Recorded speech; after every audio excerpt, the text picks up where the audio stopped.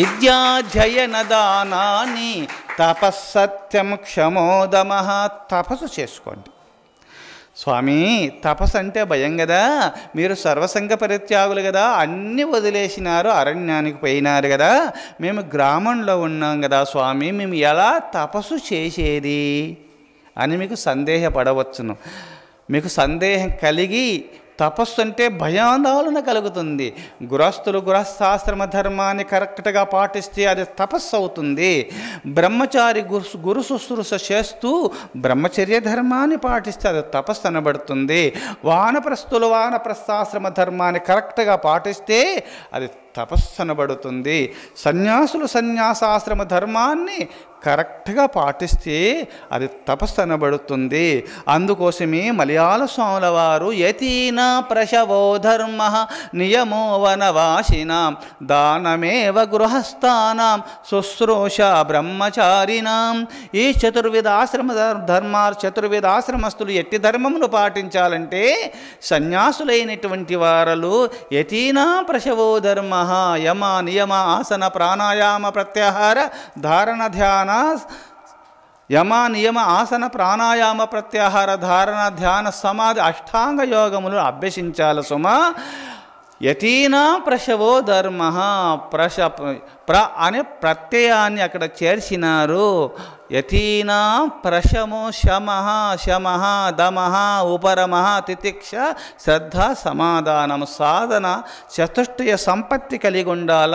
శమ దమః అంతరేంద్రియ నిగ్రహము బాహ్వేంద్రియ నిగ్రహం కలిగి ఉండాల. సన్యాసి బ్రహ్మజ్ఞాని అయి భాషించాల. సన్యాసి ధర్మము ఆ సాధన అనుష్ఠానముల ద్వారా సమస్త ఇంద్రియాలను జయించేసి బ్రహ్మసుఖమును అనుభవించి లోకానికి బ్రహ్మసుఖాన్ని పంచిపెట్టడము యతి ధర్మము. అది యతి ఆచరించవలసిన ధర్మం. అది యతీనాం ప్రశవో ధర్మ నియమో వనవాసినాం.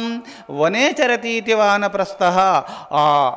పెళ్లి చేసుకున్న తర్వాత పిల్లల కన్న తర్వాత వారి యొక్క సంసారమంతా ఆ కుమారుల కోడళ్ళ యొక్క భుజస్కంధాల పైన పెట్టి అన్నీ వదులుకొని నీకు భూములు అన్ని అనుకూలాలంటూ కుటీరం వేసుకొని ధ్యానం చేసుకో, లేదా గురు చెంతకు వెళ్ళు, లేదా ఒక ఆశ్రమాన్ని నిర్మించుకొని మౌని అయి పరమాత్మ చింతన చేసుకుంటూ ఆ బ్రహ్మసుఖమును పొందుట నిమిత్తమే అనుష్ఠానం చేసుకుంటూ ఉండాలా. వానప్రస్థులైనటువంటి వారలు నియమో వనవాసినాం దానమేవ గృహస్థానాం. గృహస్థులైనటువంటి వారిలో దాన ధర్మాదులు చేసుకోవాలా. శుశ్రూష బ్రహ్మచారినాం. బ్రహ్మచారి శుశ్రూష చేసుకుంటుండాలి. ఎవరు శుశ్రూష? గురువు శుశ్రూష చేసుకుంటూ ఉండాలా. ఈ చతుర్వేద ఆశ్రమస్థులకు ఈ 4 తపస్సులుగా నిర్ణయించినాడు శ్రీ మలయాళ స్వాముల వారు. అనగా ఆశ్రమ ధర్మాలు ఇక్కడ అనగా బ్రహ్మచర్యము గృహస్థము వానప్రస్థము సన్యాస ఆశ్రమ ధర్మాల వారికి ధర్మాన్ని లోకానికి అందించట నిమిత్తమే సమాధిలో కూర్చున్నప్పుడు ఆ హృదయాంతరాలలో నుంచి వచ్చిన శ్లోకము పవిత్రమైన శ్లోకము. మలయాళ స్వాముల వారే స్వయంగా అల్లిన శ్లోకం ఇది. అందుకోసమే యతీనా ప్రశవో ధర్మ నియమో వనవాసినాం దానమేవ గృహస్థానాం శుశ్రూష బ్రహ్మచారినాం. ఇక్కడ బ్రహ్మచారులైనటువంటి వారిలో గురు శుశ్రూష చేసుకోవడమే తపస్సు సుమ. అందుకోసమే నాయనలారా మీరందరూ కూడా విద్యాధ్యయన దానాన్ని తపస్సు చేసుకోండి. ఎవరి ధర్మం వాళ్ళు చేసుకోండి. సతీమణి పతిసేవ చేసుకోవడమే, పతి చెప్పినట్టు ఆచరించడమే సతీమణికి తపస్సు. తల్లిదండ్రులు చెప్పినట్టు కుమారుడు వినడమే కుమారునికి అది తపస్సు. అందుకోసమే గురువు చెప్పినట్టు శిష్యులు వినడమే శిష్యులకు అది తపస్సు. అందుకోసమే గురువు సత్యధర్మాలు లోకానికి అందిస్తాడు, సనాతన ధర్మాన్ని మీకు తెలియచేస్తాడు. అట్టి ధర్మాన్ని మీరు ఆచరించడమే అనుష్ఠాన రూపంలో పెట్టుకొని అనుష్ఠాన రూపంలో విహరించడమే అది తపస్సు.